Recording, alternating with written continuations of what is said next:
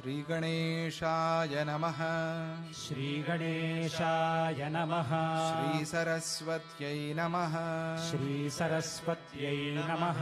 श्रीपादवल्लभ श्रीपादवल्लभ नरसिंहसरस्वती नरसिंहसरस्वती श्रीगुरुदत्तात्रेयाय नमः। श्रीगुरुदत्तात्रेयाय नमः। श्रीगणपति सच्चिदानन्द सद्गुरुभ्यो नमः।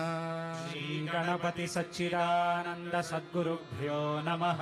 असतो मा सद्गमय असतो मा सद्गमय तमसो मा ज्योतिर्गमय तमसो मा ज्योतिर्गमय मृत्योर्मा अमृतङ्गमय मृत्योर्मा अमृतङ्गमय। ॐ शान्ति शान्ति शान्तिः। ॐ शान्ति शान्ति शान्तिः। अविकाराय शुद्धाय नित्याय परमात्मने सदैकरूपरूपाय विष्णवे सर्वजिष्णवे नमो हिरण्यगर्भाय हरये शङ्कराय च वासुदेवाय ताराय सर्गस्थित्यन्तकारिणे एकानेकस्वरूपाय स्थूलसूक्ष्मात्मने नमः। अव्यक्तव्यक्तरूपाय विष्णवे मुक्तिहेतवे सर्गस्थितिविनाशानां जगतो यो जगन्मयः मूलभूतो नमस्तस्मै विष्णवे परमात्मने तत्त्वेन यश्चिदचिदीश्वर तत्स्वभाव भोगापवर्गतदुपाय गतिरुदारः सन्दर्शयन् निरमिमीतपुराणरत्नम् तस्मै नमो मुनिवराय पराशराय।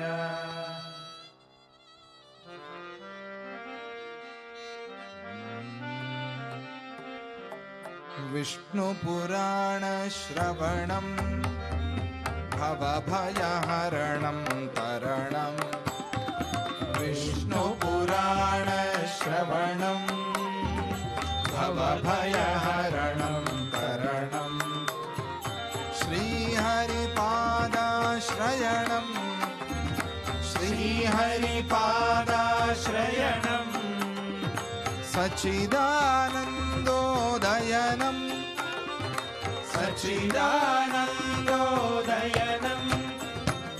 विष्णुपुराणश्रवणं विष्णुपुराणश्रवणं विठ्ठल विठ्ठल पाण्डुरङ्गा विठ्ठल विठ्ठल पाण्डुरङ्गा जय हरि विठ्ठल पाण्डुरङ्गा जय हरि विठ्ठल पाण्डुरङ्गा जय हरि विठ्ठल पाण्डुरङ्गा जय हरि विठ्ठल पाण्डुरङ्गा विठ्ठल विठ्ठल पाण्डुरङ्गा विठ्ठल विठ्ठल पाण्डुरङ्गा हरिनारायण हरिनारायण नारायण हरिनारायण हरिनारायण गोविन्द हरिनारायण गोविन्द हरिनारायण हरिनारायण हरिनारायण हरिनारायण हरिनारायण गोविन्द हरिनारायण गोविन्द हरिनारायण हरिनारायण हरिनारायण हरिनारायण हरिनारायण गोविन्द हरिनारायण गोविन्द गोविन्द गोविन्द गोविन्द गोविन्द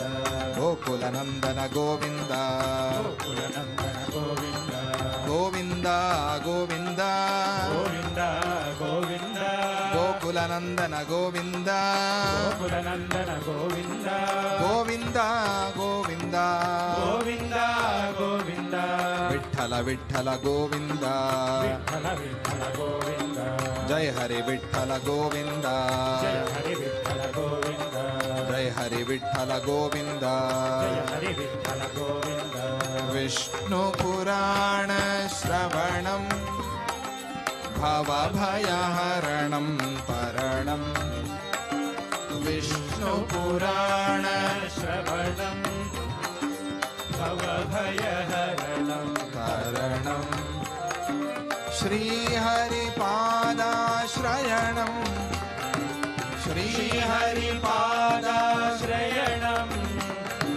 सच्चिदानन्दोदयनं सच्चिदानन्दोदयनं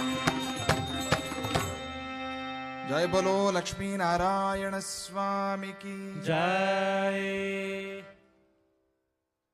ఈరోజు శతచండీ యాగంలో 8వ రోజు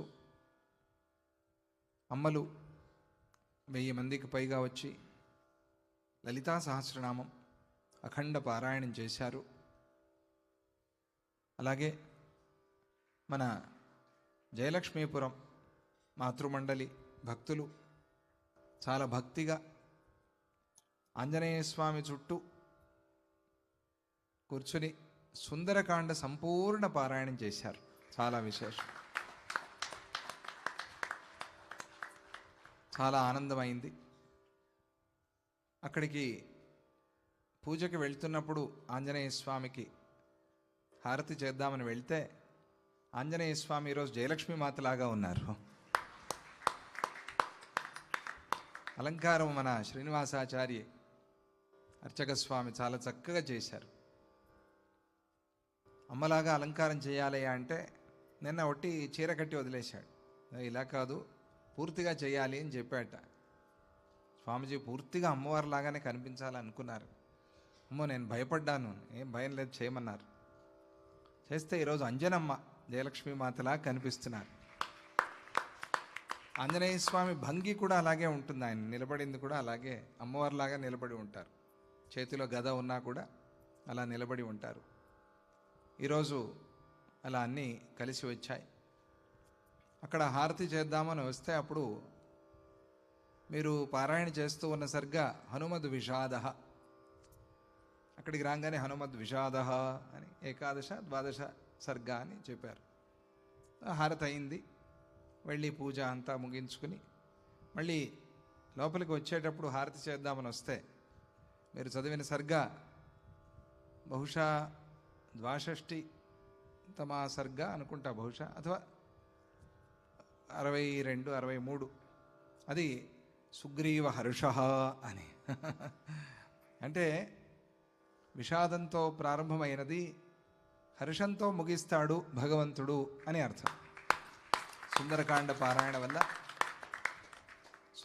పారాయణ వల్ల ఆ ఆనందాన్ని అందరికీ భగవంతుడు అనుగ్రహిస్తాడు అని. అలా ఈరోజు చాలా చక్కగా మీరంతా పారాయణ చేశారు. అక్కడ అమెరికాలో అందరూ సుందరకాండ మనం రికార్డ్ చేసుకున్నాం కదా, దాన్ని విని అలాగే అదే ట్యూన్లో నేర్చుకున్నారు. వాళ్ళందరూ దత్తాజీ వారి ముందు పారాయణ కూడా చేశారు. క్రితం సంవత్సరమే చేశారు. ఇప్పుడు మన భారతదేశంలో మొట్టమొదటిసారి మన జయలక్ష్మీపురం వాళ్ళు పారాయణ చేశారు. చాలా సంతోషం. ఇలాగే అప్పుడప్పుడు అమ్మ సన్నిధిలో కూడా పారాయణ చేస్తూ ఉండండి. మీకు అందరికీ కూడా ఆశీస్సులు. వీళ్ళు పారాయణ ఫలంగా మళ్ళీ మంచి స్వీట్స్ అన్నీ తీసుకొచ్చారు. మీకు ప్రవచనం తర్వాత ఒక్కొక్కటి తీసుకోండి అందరూ. అది సుందరకాండ పారాయణ ఫలం. సుందరకాండ వారికి, స్వీట్లు మనకి. చాలా సంతోషం. ఇక మనం ఈరోజు విష్ణు పురాణంలో ప్రవేశిస్తే, నిన్న ఆదిశేషావతారం చాలా గొప్పగా ఆ విషయాన్ని మనం చెప్పుకున్నాం. విష్ణు పురాణంలో ఆ శేషావతారం ఎలా ఉన్నది? మహావిష్ణువే ఆయన. శేషుడు అంటే మనం అనుకునేది ఆయన యొక్క పాన్పు ఎట్లా కాదు, మహావిష్ణువే ఆయన. తామసీ తనుహు విష్ణోహో, అది ఆయన యొక్క తమోగుణ ప్రధానమైనటువంటి శరీరం, అది శేషావతారం. అది ఆదిశేషుడు. ఆయనకి అనంతః అని పేరు. అటువంటి ఆ స్వామి అక్కడ పాతాళము కింద ఉండి ధరిస్తూ ఉన్నారు. అంటే అక్కడి నుంచి 7 లోకాలని కూడా ఆయన ధరిస్తూ ఉన్నారు. అందుకనే భూమి ఆయన పడగల మీద ఒక చిన్న ఆవగింజలాగా ఉన్నది అని చెప్పారు. దీనికి మనం సమన్వయం కూడా చెప్పుకున్నాం. మన శరీరంలో కూడా కుండలిని ఉన్నది, అక్కడి నుంచే 7 చక్రాలు కూడా ఉన్నాయి అని. అలా ఆ అనంత ఆదిశేషుడి స్మరణ మనకి చాలా ముఖ్యమైనది. అటువంటి ఆ స్వామిని వర్ణించి చెప్పారు. నిన్న ఆశ్లేష నక్షత్రం కూడా అయింది. ఆ తరువాత ఆదిశేషుడి తరువాత ఇంకా కింద ఉండేవి. పాతాళము అంటే అని కాదు, పాతాళానికి తొక్కేస్తాం అంటే పాతాళము నరకం అని కాదు, పాతాళం అయ్యాక నరకం. ఎవరెవరు ఏ ఏ నరకాలకు పోతారు అనే విషయంలో మనకి చెబుతూ ఉన్నారు. అలా చెబుతూ అనవసరంగా వనచ్ఛేది వృక్షాలు వృథా అని కూడా వాడారండి. అది చాలా ప్రత్యేకంగా, వనచ్ఛేది వృథైవయ, వృథాగా. కొన్ని సందర్భాల్లో ఆ వృక్షం అక్కడ ఉన్నప్పుడు దాన్ని తొలగించవలసి వస్తుంది. కొన్ని సందర్భాల్లో పరిస్థితి అలా ఉంటుంది, ఏమి చేయలేం, దాన్ని మనం తప్పించలేం. అటువంటి పరిస్థితి కొన్ని వస్తాయి. అప్పుడు అది తప్పనిసరి అయి అట్లా ఆ వృక్షాన్ని నరకాల్సి వచ్చినప్పుడు వేరే ఇంకొక చోట వృక్షాన్ని నాటి ఆ తరువాత దీనికి పూజ చేసి దీన్ని తీయమన్నారు ఆ వృక్షాన్ని. అదే కనుక మంచి విశేషమైన సమిధలకు వాడేటువంటి చెట్టు అయితే దాన్ని హోమాలకి యజ్ఞయాగాలకి వాడమన్నారు. ఊరికే అలా దాన్ని వృథాగా చెదలు పట్టేలాగా వదిలేయకూడదు. దాన్ని ముక్కలు చేసి చక్కగా దాన్ని హోమానికి యజ్ఞానికి వాడాలి. లేదు అది హోమాలకు పనికొచ్చే చెట్టు కాదు, కొన్ని చెట్లే వాడాలి, ఏమంటే అవి వేయకూడదు అన్నప్పుడు ఏం చేయాలి అనంటే ఇంకా అది మంచి అన్నసత్రాల్లో ఏదైనా మంచి కార్యక్రమాల్లో వినియోగానికి దాన్ని ఇవ్వాలి. ఆ వృక్షానికి అది గౌరవం, మనం కనీసం మర్యాద మనం ఇచ్చేటువంటిది. అలా లేకపోతే అసిపత్రవనం అనేటువంటి నరకానికి పోతాడు. అది చూసారా, అసిపత్రవనం అంటే ఏమిటి? పెద్ద పెద్ద కత్తుల్లాగా ఉంటాయి దాని చెట్లకి ఆకులు, వాటి మధ్యలో పోవాలి. అవి గీరుకుంటూ అవి కత్తిరించేస్తూ ఉంటే శరీరాన్ని ఆ మధ్యలో పోవాలి. అది అక్కడ పనిష్మెంట్ లాగా ఇస్తారు. అందువల్ల వృథాగా ఎవరు కూడా వనచ్ఛేది పని చేయకూడదు. ఇక వ్రతానాం లోపకోయశ్చ స్వాశ్రమాద్విచ్యుతశ్చ యః. వ్రతానాం లోపకః, వ్రతలోపము అనేది చేయకూడదు. ఏదైనా ఒక వ్రతము నువ్వు తీసుకున్నప్పుడు ముందే జాగ్రత్తగా చూసి తీసుకోవాలి. ఇక నీ వల్ల కాలేదు ఆరోగ్యరీత్యా అన్నప్పుడు తప్పదు, అప్పుడు పరిస్థితి అది నీ చేతిలో ఉండదు. కాబట్టి ఊరికే అలా తీసుకోవటం, అలా వదిలేయటం అనేది వ్రతలోపం అవుతుంది. ఏదైనా వ్రతం, అటువంటి వ్రతలోపం చేయకూడదు. ఇక వేదవ్రతాది వ్రతాలు ఉన్నాయి, అది వేరే విషయం. అటువంటి చోట అసలే లోపాలు రాకూడదు. ఇక వంశానుగతంగా వచ్చేటువంటి వ్రతాలు కొన్ని ఇళ్లలో ఉంటాయి. ఈ వ్రతం వీళ్ళు చేయాలి అని, పెళ్ళి అయిన తర్వాత సత్యనారాయణ స్వామి వ్రతము, అటువంటివి చేయకుండా కొన్ని సంవత్సరాలు ఉండిపోవటం. దత్తభక్తులు తప్పనిసరిగా అనఘాష్టమి వ్రతం చేసుకోవాలి అని ఒక నియమం దత్తాజీ వారు చెప్పారు, మనం పెట్టుకున్నాం అది. అటువంటి ఆ వ్రతాల్లో లోపం చేయకూడదు. అటువంటి లోపం చేసేవాళ్ళు కానీ స్వాశ్రమాద్ విచ్యుతశ్చ, తన ఆశ్రమ ధర్మం నుంచి తాను కింద పడిపోయినవాడు. ఒక్కొక్కరికి ఒక్కొక్క ధర్మం, బ్రహ్మచారికి, గృహస్థు, వానప్రస్థ, సన్యాసి, వాళ్ళ ఆశ్రమ ధర్మాలు వాళ్ళకు ఉంటాయి. వాటి నుంచి చ్యుతుడు పడిపోయినవాడు. అటువంటి వాళ్ళకి సందంశయాతనా మధ్యే పతతస్తావుభావపి, వారు సందంశనము అనేటువంటి నరకంలో పడతారు. అక్కడ భయంకరమైన క్రూర జంతువులు వాటి చేత కొరిపిస్తారు ఇవన్నీ కూడా అక్కడ ఆ జీవుడికి జరుగుతాయి. సందంశనం అనేటువంటి నరకం. ఇక దివా స్వప్నే చ స్కందంతో ఏనరా బ్రహ్మచారిణ, బ్రహ్మచారులు పగటిపూట నిద్రపోరాదు. దివా స్వప్నే, పగటి కళలు కనకూడదు. బ్రహ్మచారులు చక్కగా చదువుకోవాలి. విద్యార్థులు కదా బ్రహ్మచారి అంటే, చదువుకోవాలి, అభివృద్ధిలోకి రావాలి, తల్లిదండ్రులను బాగా చూసుకోవాలి, గురుసేవ చేసుకోవాలి, సమాజ సేవ చేసుకోవాలి. అలా కాకుండా ఏదో అట్లా ఆకాశం చూస్తూ అవి ఇవి కలలు, ఇదైపోతాను అదైపోతాను, పోవటమే అంతే. నువ్వేం ప్రయత్నమే చేయకపోతే ఏమవుతావు? అయిపోతానంటే టైం అయిపోతుంది, నువ్వు పోతావు కదా. అందువల్ల దివాస్వప్నం అనేది తప్పు, అది బ్రహ్మచారులకి. అలాగే పుత్రైరధ్యాపితాయే చ తే పతంతి స్వభోజనే. పిల్లలతో పాఠాలు చెప్పించుకునే తండ్రులు పెద్దలు వాళ్ళు స్వభోజనం అనేటువంటి ఒక నరకంలో పడతారు. స్వభోజనం, అక్కడ తినరాని తిళ్ళని తినిపిస్తారు. పిల్లలతో పాఠాలు చెప్పించుకునే పరిస్థితి వచ్చింది అని పిల్లలు చెప్పేవాళ్ళకి పెద్దలు చెప్పించుకునే వాళ్ళకి ఇద్దరికీ వస్తుంది అది. అలా వర్ణాశ్రమ విరుద్ధంచ కర్మ కుర్వంతి ఏ నరాహ. వర్ణాశ్రమ విరుద్ధమైన కర్మ, దానికి మనం పోరాదు. మనకిది విధించింది వేదము. ఈ ఫలానా వ్యవస్థ ఇక్కడే ఉన్నాయి, భారతదేశంలో వేరే ఎక్కడ లేవు. వర్ణాశ్రమ ధర్మాలు ఇక్కడే ఉన్నాయి, ఇక్కడ వాళ్ళ కోసమే విధించింది అది.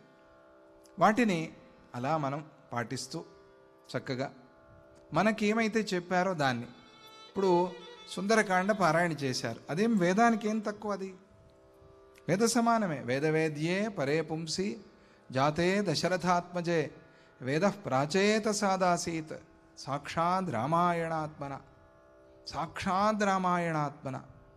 ఎప్పుడైతే వేదవేద్యుడైన పరమాత్మ ఆయన శ్రీరామచంద్రుడిగా అవతరించి వచ్చాడో అప్పుడు వేదాలు కూడా పరిగెత్తుకుంటూ వస్తాయి కదా. ఎలా వచ్చాయి? వేదాలు సాక్షాత్తు శ్రీమద్ రామాయణ స్వరూపంలో దిగి వచ్చాయి, గుర్తుపెట్టుకోండి. జై బోలో శ్రీ రామాయణ మహారాజకి. అందువల్ల మీరు ఒక సుందరకాండ పారాయణ చేశారు అంటే గుర్తుపెట్టుకోండి, నమ్మండి, వేద పారాయణ చేసిన పుణ్యమే మీకు అది. మరైతే నేరుగా వేదమే చదువుతాం, దాని అపస్వరాలు వస్తే కష్టం కదా, అపాక్షరాలు వస్తే కష్టం కదా, దోషం అయిపోతుంది కదా. అదే సుందరకాండలో ఏవైనా చిన్న చిన్న తప్పులు వచ్చాయి, పర్వాలేదు, అది నడిచిపోతుంది. ఋషికృతం, అది ద్రష్ట, అది స్వయం పరమాత్మ నుంచి వచ్చి. వేదంలో దోషాలు రాకూడదు, ఎందుకది మనకి అనవసరమైన. అందుకనే వర్ణాశ్రమ ధర్మాల్ని మనం పాటిస్తూ అక్కడ మనకి ఏం చెప్పారో ఆ ధర్మాన్ని మనం పాటిస్తూ ఆనందంగా సంతోషంగా, అందరికీ భగవంతుడి కృప సమానమే, ఎవరికి ఎక్కువ ఎవరికి చిన్న అనే ప్రశ్న ఏం లేదు. ఎవరికే అది భ్రమ, అది అందరికీ సమానం. భక్తి కావాలి మనకి, వేదం చదివే వాళ్ళకి భక్తి కావాలి, ఇలా పారాయణలు చేసేవాళ్ళకు కూడా భక్తి కావాలి.